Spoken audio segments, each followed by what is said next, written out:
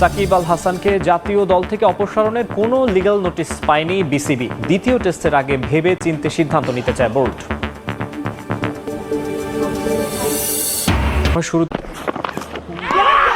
পঞ্চম দিনের দ্বিতীয় ওভারে উইকেট আদায় করে বাংলাদেশ। অধিনায়ক শান মাসুদ 14 রানে আউট। পাকিস্তান তখনও পিছিয়ে 89 রানে। নাহিদের গতিতে আরও একটি উইকেট। বাবর আজম করেন 22 রান। 140 কিলোমিটারের বেশি গতিতে বল করে ব্যাটারদের বিপর্যস্ত করে রেখেছিলেন নাহিদ রানা। এরপর দৃশ্যপটে সাকিব। ক্যারিয়ারে প্রথমবারের মতো 0 রানে আউট সৌদ শাকিল। তখনও 50 রানে এগিয়ে বাংলাদেশ। 4 উইকেট তুলে পাকিস্তানকে চাপে ফেলে টাইগাররা। ক্রিজে এসে ওয়ানডে স্টাইলে ব্যাট চালান মোহাম্মদ রিজওয়ান। ওপেনার আব্দুল্লাহ শফিকও দারুণ সঙ্গ দিচ্ছিলেন। আবারও সাকিবের আঘাত। আব্দুল্লাহ শফিক বিদায় নেন 37 রান করে। দলীয় 104 রানে পঞ্চম উইকেট পতনের পর আশাবাদী হয়ে ওঠে বাংলাদেশের সমর্থকরা। আঘা সালমান গোল্ডেন ডাক। 105 রানে পতন পাকিস্তানের ষষ্ঠ উইকেটের। উইকেট নেন মেহেদী হাসান মিরাজ। জয়ের স্বপ্ন টাইগারদের। 6 উইকেটে 108 রান নিয়ে লাঞ্চে যায় পাকিস্তান। বাংলাদেশ তখনও এগিয়ে 9 রানে। সকালের সেশনে 26 ওভারে 85 রানে 5 উইকেট তুলেছে টাইগাররা। লাঞ্চের পর শাহিন শাহ আফ্রিদির উইকেট তুলে নেয় বাংলাদেশ। 2 রানে শাহিন শাহকে আউট করেন মিরাজ। 111 রানে সপ্তম উইকেট পতন পাকিস্তানের। নাসিম শাহ আউট 3 রানে। সাকিবের তৃতীয় উইকেট শিকার। 118 রানে পাকিস্তানের অষ্টম উইকেট পতনে জয়ের স্বপ্ন টাইগারদের। সাকিব গড়লেন বিশ্ব রেকর্ড। বাঁহাতি স্পিনার হিসেবে আন্তর্জাতিক ক্রিকেটে সবচেয়ে বেশি উইকেট শিকারী এখন টাইগার সুপারস্টার। ভেট্টুরির 705 উইকেট ছাড়িয়ে গেছেন তিনি। প্রতিরোধ করেন মোহাম্মদ রিজওয়ান। প্রথম ইনিংসে সেঞ্চুরি করা এই ডানহাতি পূর্ণ করেন দশম 50। অবশেষে মিরাজ পেলেন কাঙ্ক্ষিত উইকেট। মোহাম্মদ রিজওয়ান 51 রানে আউট। মিরাজের তৃতীয় উইকেট শিকার। 142 রানে 9 উইকেট পতন পাকিস্তানের। লিড মাত্র 25 রানের। মিরাজের চতুর্থ উইকেট শিকার।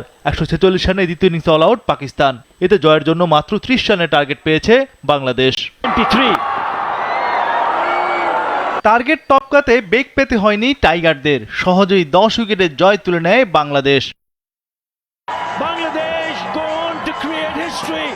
জানাবো বন্যা কোনো লিগ্যাল নোটিশ এখনো পায়নি বিসিবি। তবে স্পর্শকাতর বিষয় আর টেস্ট ম্যাচ চলমান থাকায় এ নিয়ে এখনই কোনো সিদ্ধান্ত নিতে চায় না বোর্ড। বরং দ্বিতীয় টেস্টের আগে হাতে সময় থাকায় সিদ্ধান্ত নিতে চায় ভেবে চিনতে, জানিয়েছেন বিসিবি সভাপতি ফারুক আহমেদ। চলতি সপ্তাহেই বোর্ডের ফাঁকা হওয়া বিভাগগুলোর দায়িত্ব বন্টন করার ইঙ্গিত তার। বিসিবিতে দুপুর গড়িয়ে বিকেল, বিকেল গড়িয়ে সন্ধ্যা। রুদ্ধতার বৈঠক যেন শেষ হয় না। আলোচ্য বিষয়বস্তু না জানা গেলেও মূল এজেন্ডা যে সাকিব আল হাসান তা সহজেই অনুমেয়।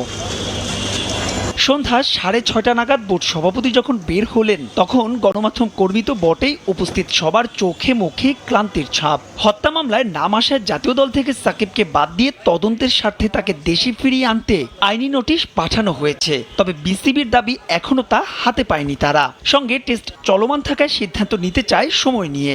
লিগ্যাল নোটিশ আমরা পাইনি, আসলে এর ব্যাপারে আমি কোনো কথা বলতে পারবো না। এখন এফআইআর যখন হয় এটা তো মাত্র ফার্স্ট ইনফরমেশন। এখন এটার এগেইনস্টে কিন্তু এখনো কোনো চার্জ গঠন হয়নি, আমি যতটুকু জানি আর কি। সো ওর আগে একটা ডিসিশন নেওয়া কিন্তু খুব ডিফিকাল্ট। যেহেতু আপনারা জানেন টেস্ট ম্যাচ চলছে, প্রথম টেস্টটা। আমার মনে হয় যে এই মুহূর্তে আমরা এই ব্যাপারে আসলে কোনো স্ট্যান্স নেওয়ার মতো চিন্তা করিনি।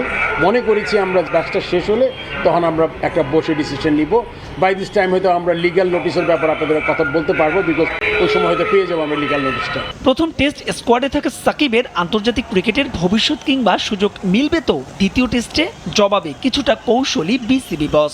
এফআইআর এর পর একটা প্রসিজিয়ার আছে, এই প্রসিজিয়ারটা শুরু হবে আপনি জানেন সেকেন্ড টেস্ট ম্যাচ 30 তারিখে। তার আগে আমাদের আছে, এর মধ্যে কথা বলবো আমরা, স্পেস আছে মাঝখানে। এই ব্যাপারে আমরা চিন্তা করবো, আমাদের বোর্ডের ডিরেক্টরের সাথে আলাপ করবো তা কী করা যায় এই ব্যাপারে। ক্রিকেট অপারেশনস টুর্নামেন্ট কমিটির প্রধানের পদগুলো এখন ফাঁকা। জানা গেছে রদবদল আসছে অন্য অনেক বিভাগেই, কিন্তু সেটা কবে? আমরা কাজ করছি। আপনি জানেন যে আজকে আমাদের প্রায় 8-9 জন ডিরেক্টর এসেছিলেন। আমরা চাচ্ছি শুধু বোর্ড মিটিং না, বোর্ড মিটিং ছাড়াও সবাইকে নিয়ে যাতে যে জিনিসগুলো আছে, আমাদের বার্নিং ইস্যুসগুলো আছে, ওগুলো নিয়ে আমরা আলোচনা করছি। এই আলোচনাটা করে আমরা খুব শীঘ্রই একটা চেষ্টা করব যে মানে অনেকগুলো তো ডিপার্টমেন্ট আছে আপনারা জানেন, তার মধ্যে থেকে ইম্পর্টেন্ট ডিপার্টমেন্টগুলো যত তাড়াতাড়ি সম্ভব ফর্ম করে দিব আমরা, তার সাথে ওয়ার্কিং কমিটি করার চিন্তা আমরা করছি। দেশের চলমান পরিস্থিতিতে মানবতার হাত বাড়িয়ে দিয়েছে বিসিবি। বন্যার্তদের সাহায্যার্থে প্রধান উপদেষ্টার ত্রাণ তহবিলে 1 কোটি টাকা দেওয়ার সিদ্ধান্তের পাশাপাশি সেনাবাহিনীর মাধ্যমে খাদ্য সহায়তাও পাঠাচ্ছেন তারা। মাহবুব রিমন। নামে অবিকৃত থাকলেও দ্বিতীয় দফায় দল পেয়েছেন টাইগার লিটন কুমার দাস। কোচিতে আইপিএলের মিনি অকশনে উইকেট কিপার ক্যাটাগরিতে নাম ওঠে লিটনের। এবার এই ডানহাতি উইকেট কিপার ব্যাটসম্যানের ভিত্তিমূল্য ধরা হয়েছিল 50 লাখ ভারতীয় রুপি। প্রথম দফায় তাকে নিতে আগ্রহ না দেখালেও দ্বিতীয় দফায় ভিত্তিমূল্যে তাকে কিনে নেয় কলকাতা নাইট রাইডার্স। এর আগে সাকিব ছাড়াও প্রথম দফায় অবিকৃত থাকে লিটন কুমার দাস ও তাসকিন আহমেদ। তবে ভারতের বিপক্ষে দুর্দান্ত পারফরমেন্সের পরে এবার কেকেআরের জার্সিতে দেখা যাবে লিটনকে। সম্প্রতি টি-20 বিশ্বকাপে ভারতের বিপক্ষে বিধ্বংসী ইনিংস খেলেন লিটন দাস। এডিলেড ওভালের সেই ম্যাচে ওপেনিং করতে নেমে ব্যাট হাতে রীতিমতো ঝড় তোলেন তিনি। মাত্র 21 বলে তুলে নেন অর্ধশতক। তার এই ঝড়ো ইনিংস ও দুর্দান্ত ফর্মের